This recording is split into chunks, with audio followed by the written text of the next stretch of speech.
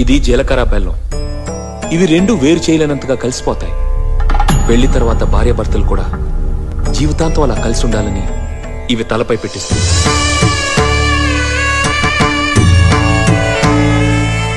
ఇది మంగళసూత్రం. మంగళం అంటే పవిత్రత, సూత్రం అంటే తాడు. ఇది మెడలో పడగానే పెళ్లి అగ్ని కంటే పవిత్రం అవుతుంది.